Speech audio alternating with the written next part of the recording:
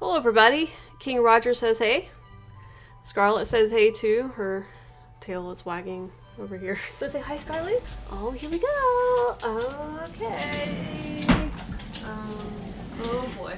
Alright. Okay. There we go. There's a much better picture of Miss Scarlet. Yes. Say hi everybody.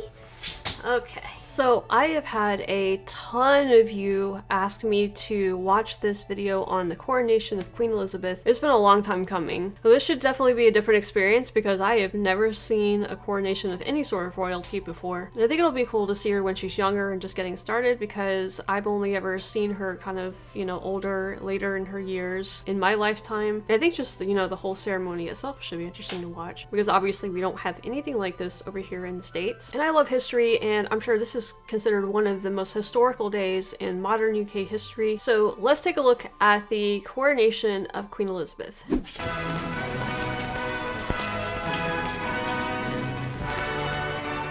Day of days, most memorable when the Queen was crowned.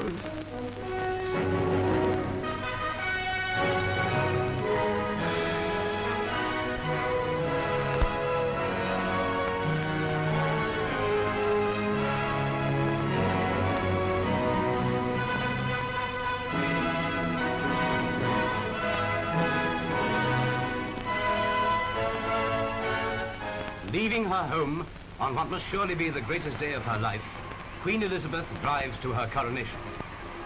All night through, indeed longer than that, crowds have waited for this moment as the golden coach appears in view for the first time. The long planning, the careful rehearsals, the flurry of preparations, all have reached their fruition in this dramatic opening of a dramatic and historic occasion. Listen to the crowd.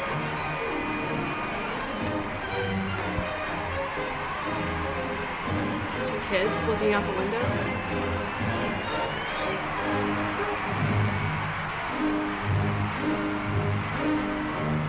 Is this the same carriage that's used during the opening of Parliament?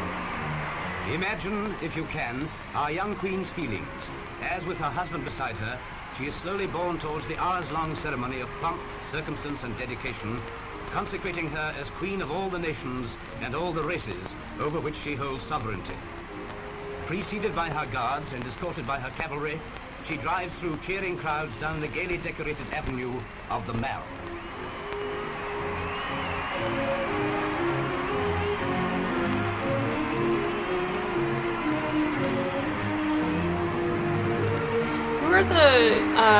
Who's this guy like walking right beside the carriage here? What position do these guys have?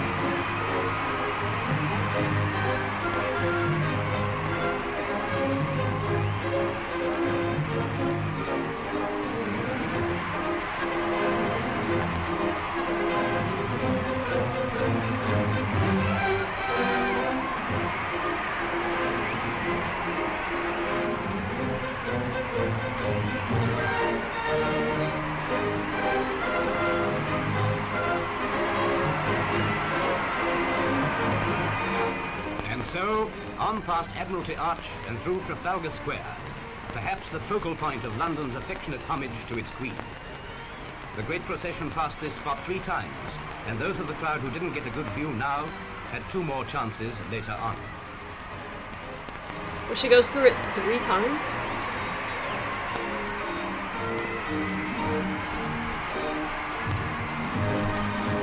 Down Northumberland Avenue to the Embankment, where the streets were lined with wildly cheering schoolchildren.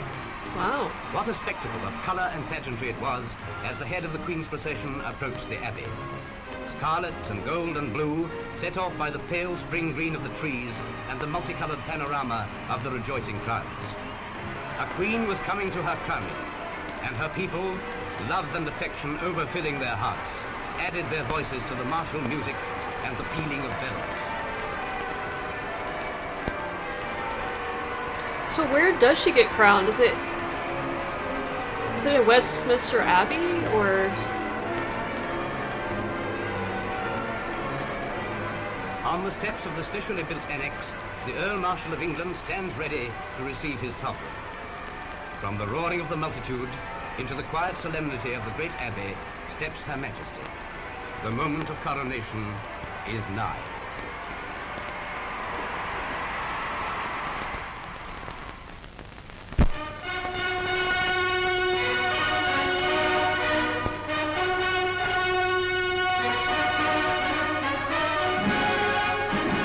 Uplifting, inspiring strains of music and a vast and varied congregation of guests await the Queen as she passes up the nave of the great cathedral, and the cry, "Vivat," rings out from the scholars of Westminster School.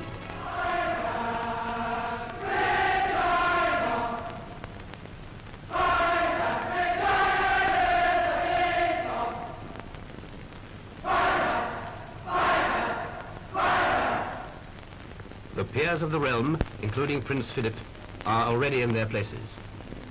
The Queen moves past them on her way to the chair of his state, which she is to occupy for the early part of the ceremony.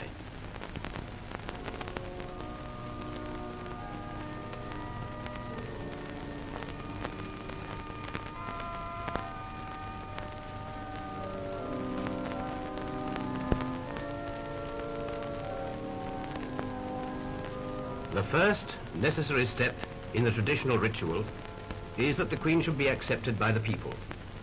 The Archbishop of Canterbury addresses the congregation. Sirs, I here present unto you Queen Elizabeth, your undoubted Queen. Wherefore all you who are come this day to do your homage and service, are you willing to do the same?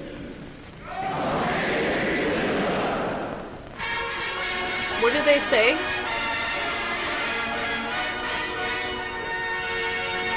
What would happen if, I mean, I don't think this would happen, but what would happen if people didn't want the royal crowned or whatever? I mean, I don't think that would ever happen, but, you know, just, I'm just putting this out there as a hypothetical. The people have recognized their sovereign, and now the Archbishop administers the coronation oath. Madam, is your Majesty willing to take the oath? I am willing. Will you solemnly promise and swear to govern the peoples of the United Kingdom of Great Britain and Northern Ireland, Canada, Australia, New Zealand, the Union of South Africa, Pakistan, and Ceylon, and of your possession and the other territories to any of them belonging or pertaining, according to their respective laws and customs? I solemnly promise so to do. The promise is sealed at a faldstool before the altar. The Queen kisses the book and signs the form of oath.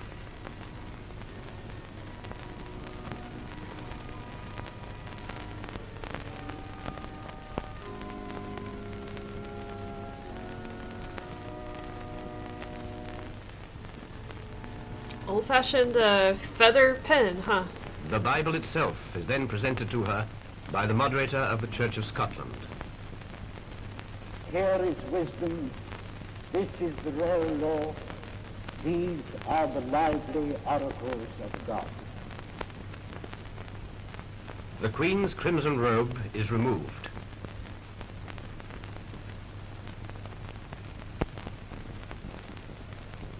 A canopy of cloth of gold is brought forward by 4 Knights of the Garter as she takes her seat in King Edward's chair. And here, in the most mysterious of the rites of coronation, the Archbishop anoints her with holy oil and consecrates her to her great office. When the congregation again see their Queen, the character of this consecration is symbolized by arraying her in vestments resembling those of a priest. The sword of state is brought from the altar to be delivered to the Queen. Okay, 5 questions. King Edward's chair? That's a king that was, you know, in the past, I guess. I'm not sure when or who or what the significance of King Edward is. Also, the sword right here, did that belong to somebody? What's the significance of the sword?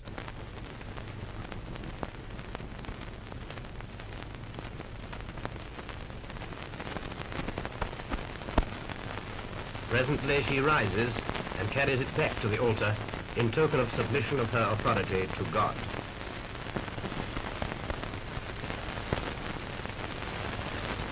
It's all really interesting. Not what I expected. Now the majestic emblem of the robe royal is placed around her shoulders, enveloping her in gold. Is this real gold, like, woven into the fabric or something? She receives the orb, symbol of the dominion of the cross over the world. And the two scepters, one with the cross, the other with the dove. The last and grandest symbol of all is the crown of St. Edward. It is blessed by the Archbishop at the altar. Is this the same Edward as the King Edward's throne chair? The climax of the ceremony has arrived, when the Archbishop gently sets this splendid emblem on the Queen's head.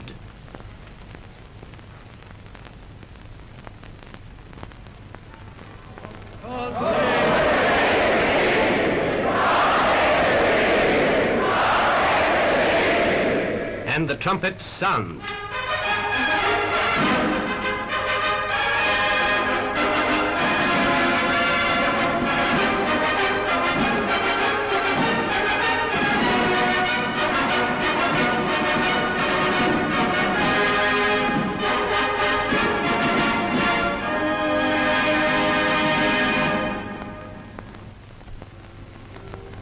The crowned queen now moves from King Edward's chair to mount her throne, which is set back in the middle of the theatre. Having made her promises to her people, it is the turn of her people to make their promises of allegiance to her. First, the Archbishop pays his homage. Among the lay lords, the first to declare himself is her own husband, Philip, Duke of Edinburgh. Rising, he kisses the Queen's cheek and touches the Queen's crown in token of his readiness to help her bear its burden. After him comes the Queen's uncle, the Duke of Gloucester. Homage is likewise paid by the senior peer in each degree, swearing faith and truth to bear unto the Queen, to live and die against all manner of folks. The whole ceremony has been enacted within the framework of a communion service. And now, the Queen leaves her throne to take the sacrament. This is not to be photographed, but in humility and piety, she draws near to the altar to receive it in company with her husband at the hands of the Archbishop.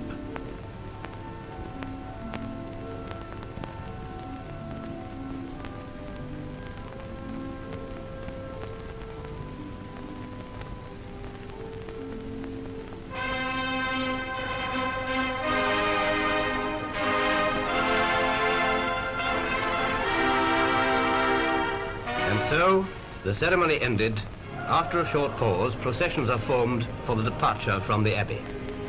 The Queen, now arrayed in royal purple and wearing the imperial state crown, leaves the chapel to the strains of the national anthem.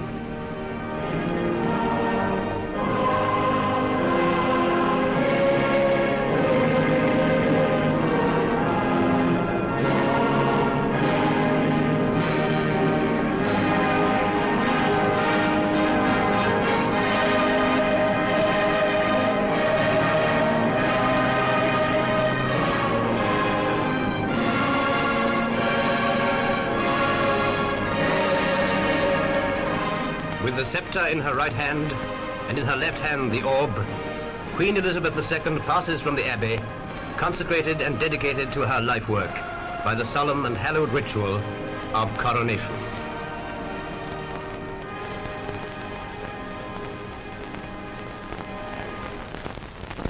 The crowning over, the Queen emerges to find that the weather had been unkind, but in spite of the gloom and the wet, Her Majesty looked radiant as she moved to the coach. What is the orb for?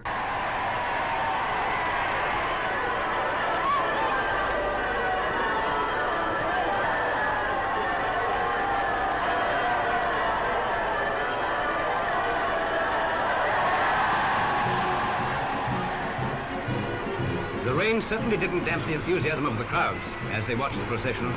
Men from all corners of the Commonwealth, men of all races and creeds, marching in honor of their Queen. There's Australian, New Zealand troops. I wasn't expecting them to be there.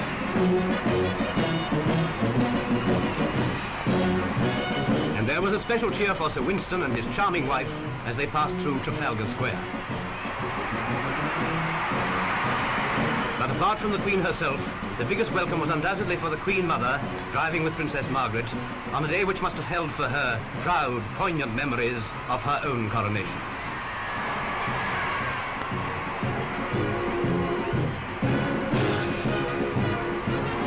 Okay, so trying to get this straight. The Queen Mother is Queen Elizabeth's mother or grandmother, because I thought her dad, King George, was the monarch before her. So the Queen Mother must, if she was coronated, must have been the Queen before King George. Is that right? Prince Charles and Princess Anne watched enthralled as the troops swung down the Mall around the Victoria Memorial. What a gay, colourful pageant. What a demonstration of heartfelt rejoicing in which all countries owing allegiance to Her Majesty took part.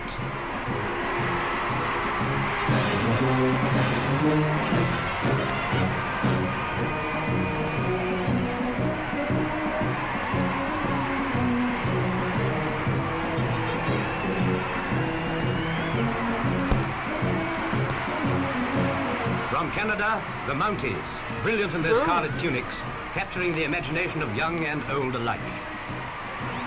I wasn't expecting the troops from other countries to be there.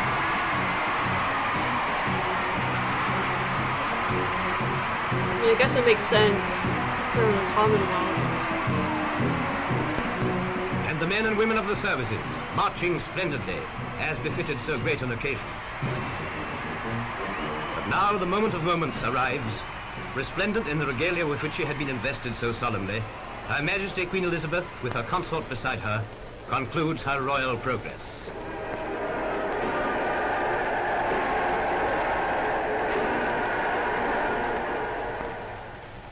As this day draws to its close, I know that my abiding memory of it will be not only the solemnity and beauty of the ceremony, but the inspiration of your loyalty and affection. I thank you all from a full heart. God bless you all.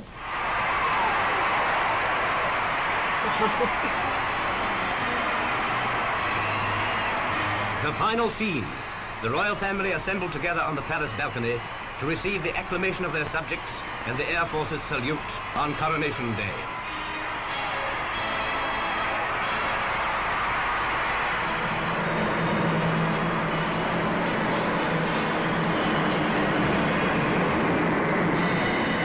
And so, this day of days most memorable comes to an end. And with it begins a new era, the new Elizabethan age, an age in which the love and faith and hope of all the Commonwealth rest on the slim shoulders of the beautiful Queen who has just been crowned. Long may she reign. She has reigned for a very long time.